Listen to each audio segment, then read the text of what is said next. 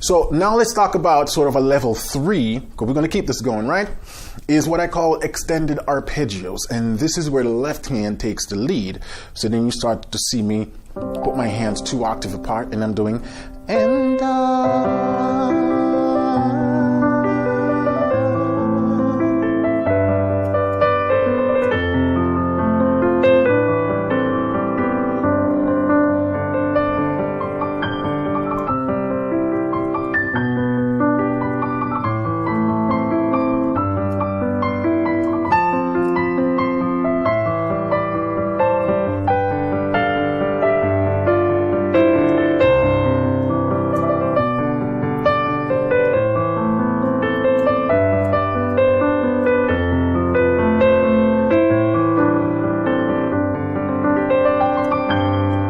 so my left hand is starting to arpeggiate the chord. And let me show you that technique that I'm doing right there. So I'm doing 1, 5, 1, then triad. When I'm in the inversion,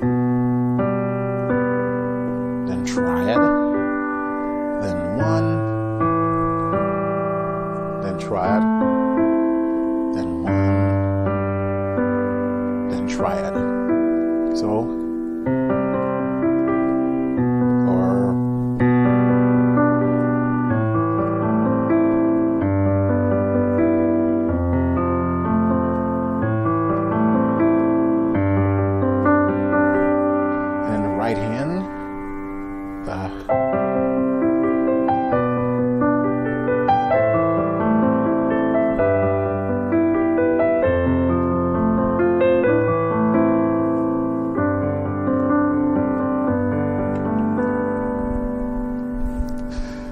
So that's sort of what I call level 3. So you see how I took it from and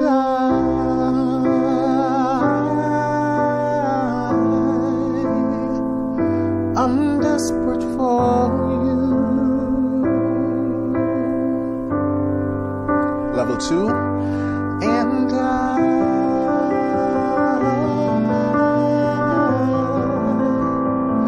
I'm lost without you.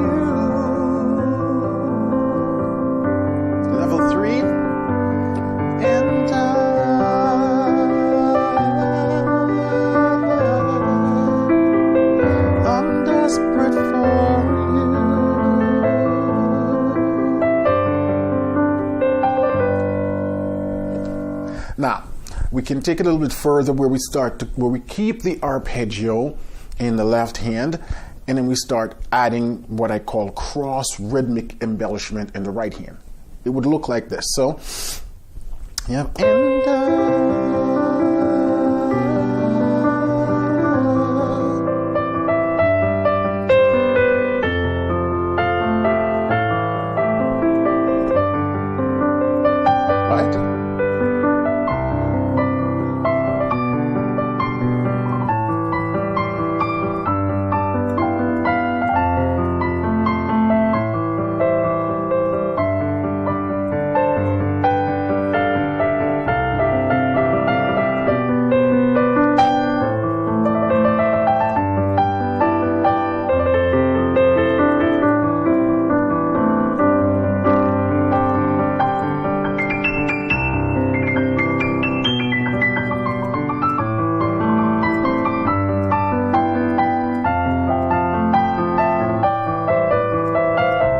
that, to be honest, is a little harder because you're playing a completely different rhythm in the right hand against a constant flow in that left hand.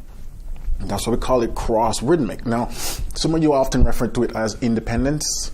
How do I have independence in my hand? To be honest, that's a skill that comes with time through practicing. And one of the things I always tell people you can easily do to start getting a hold of that skill is to practice your scales in different tempo. So you can go or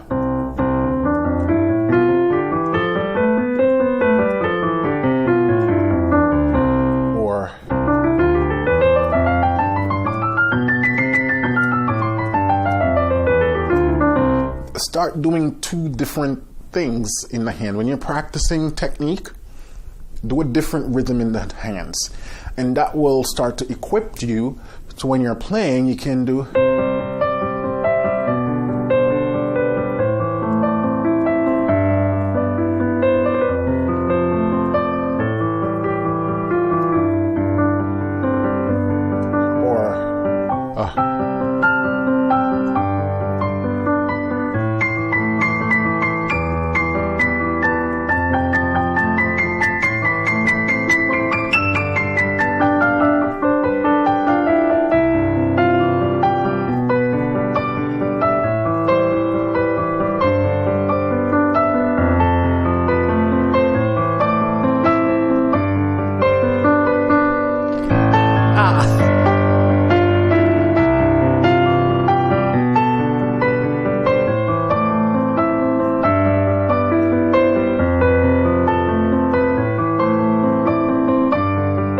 That's what I'm saying.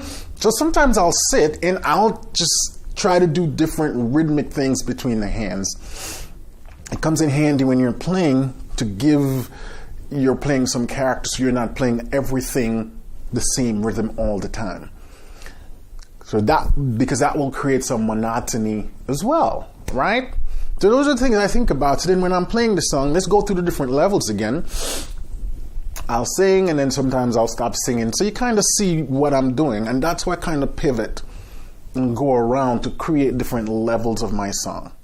And the two things that I'm relying on extensively is melody, like just melodic movements, and rhythmic movements. A lot of you are underestimating the power of rhythm. Once you get comfortable with your rhythm, you can take any simple chords and any simple melody and make it sound cool by just increase the complexity of the rhythm. So then we have, this is the air I breathe.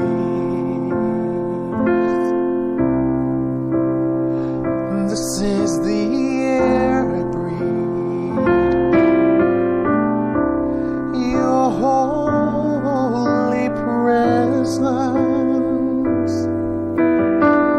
living in me.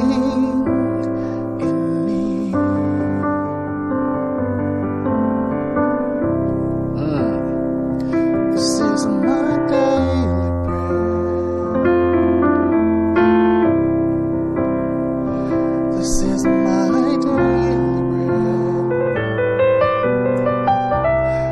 Your very words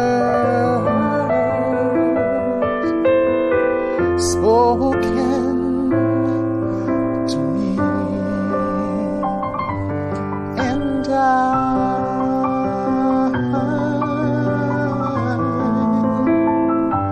I'm desperate for you.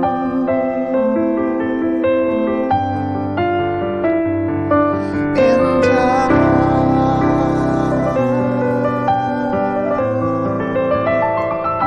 I'm lost without you.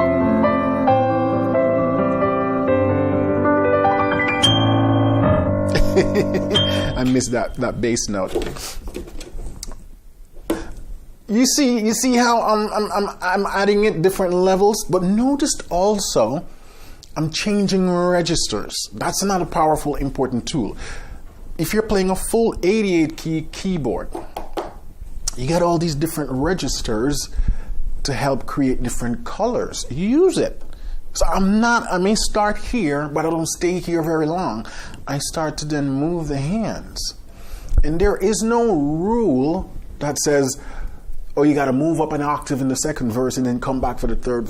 Don't think about it like a mathematical formula. It's an artistic expression. You decide what happens when.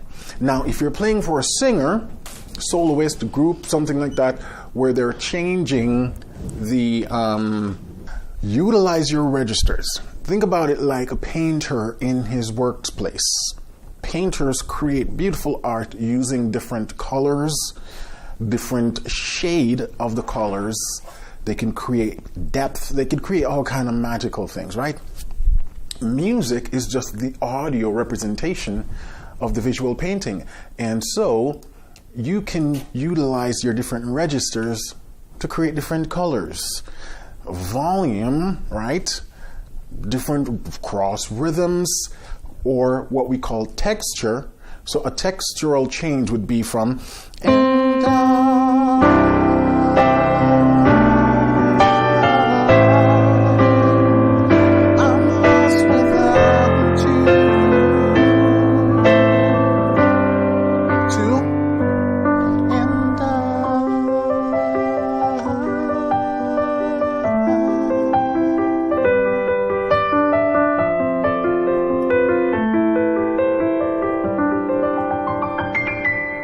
you see how I changed texture? I didn't just change dynamic. I make my chords thinner by playing less notes, and I play them in a separate register, so that creates a whole new vibe of the song. Textural change, right?